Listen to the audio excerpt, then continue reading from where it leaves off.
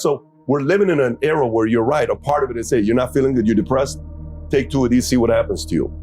It's the hero's arc. And this is the thing. This is why when I was saying, when people say, you don't know how it feels to be depressed, I say, yes, I do. The difference is how it's analyzed. I always argue this 2 ways as well when depressed people come to me, because one of my most famous things people attack me for is their little quote is they say, you said depression isn't real. What about the men who kills themselves? You don't care about men's mental health. We've already discussed how I care more about men's mental health than these people who fucking pretend they do. That's the first thing. Say, I didn't say depression isn't real. I said feeling depressed is real. But the idea that depression is going to strike you in your mind and there's nothing you can do about it, I think that is promoting helplessness amongst depressed people, and that's the reason they kill themselves. I don't think that making people helpless in an unfortunate situation is the great thing to do. You have to give people hope. And I explained that when you believe in something, you give it power. So I tried to say that when I felt at my lowest and I achieved the most I've ever achieved in my life, the reason I was capable of doing that is because I didn't believe in the paradigm of being a depressed person. I just believed that this is how I currently feel, and fuck it, I'm gonna do whatever it takes to get my life to be better. And I gave a very simple example, an analogy. I said, if you take 2 people, one believes in ghosts and one doesn't, you put them both in haunted houses, and in the middle of the night, there's a bang. The person who believes in ghosts is now terrified. There's a ghost, they're calling an exorcist, they're panicking in the room, they're hiding. The person who doesn't believe in ghosts goes wind and goes back to sleep. It's the same noise, it's the same scenario, but it's the belief that's powerful in their mind that and ruins their life. It's the belief in their mind that turns against them. And I've said this many times. I believe in things that make me strong. And someone goes, well, you're wrong. Listen, let's assume you're correct and that makes me wrong. Let's say that you're right and you're depressed. Why would I want to adopt the thinking of a man who is sad? Why would I want to think like you? Wouldn't it better to be wrong and be happy and have a sports car and a yacht and a private jet? You want to talk about right? Look at your life. Why? I don't talk about right and wrong. Let's talk about success and results. I don't believe in things that take power from me. I never have. So when people email me and they start saying, I'm depressed. And what's funny is this, I talk to them and they desperately defend the idea of depression. I'm like, my friend, you just told me you're too depressed to be successful and depression has destroyed your life and you lost your girl. I'm telling you that the enemy in your life isn't real.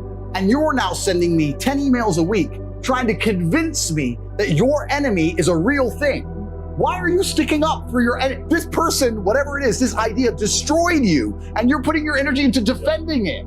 You should be on my team. Whose team are you on here? You want to sit here and convince me? I'm never going to believe you. I'm never going to adopt your thinking because your life is not successful enough for me to emulate. So why don't you try to adopt my way of thinking? Stop defending this. And they're defending it because it's a cure-all excuse. Depression or sadness is a cure-all excuse for men to use for failure. I have failed. This is why they say I don't believe in men's mental health, or the man who's depressed can't compete with the man who's not depressed. This quote. I say, listen, you get to roll out, be fat, be out of shape, be broke, be unimportant with no girlfriend. And instead of the world thinking you're a loser, you get to say, I'm not a loser, I'm depressed. It's a shield. And I say, that's why you don't want to lose your shield, because now you have accountability, now you have performance. It's a cop-out. Fuck it off. I don't give a shit if it's real or not. We're not about that. We're talking about success here. Get rid of your excuses, stop defending the thing that's ruined your life, and get to fucking work.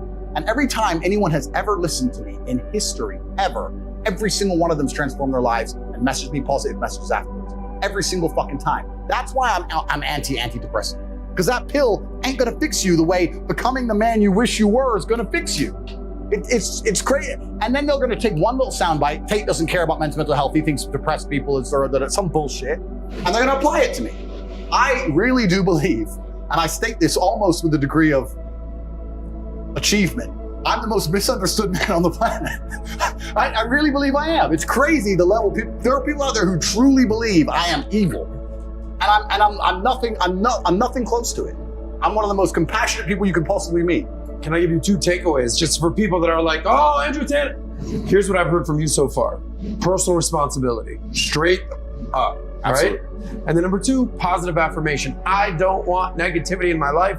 I don't want depression around me. I don't want weakness around me. Right. I want to be the best person I can be and take full responsibility for that. Right. Those are the 2 things I'm hearing. We'll go on further. So I don't like negativity in my space.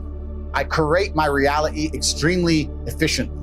So no matter what bad happens to me, even in the middle of this shit storm, when me, my brother, my cousin, my team were sitting around, we're all smoking. The whole news is saying I'm the worst man in the world. I've been deleted from everything. They've frozen millions of dollars in bank accounts, right? Me and my boys are just sitting there just laughing, right?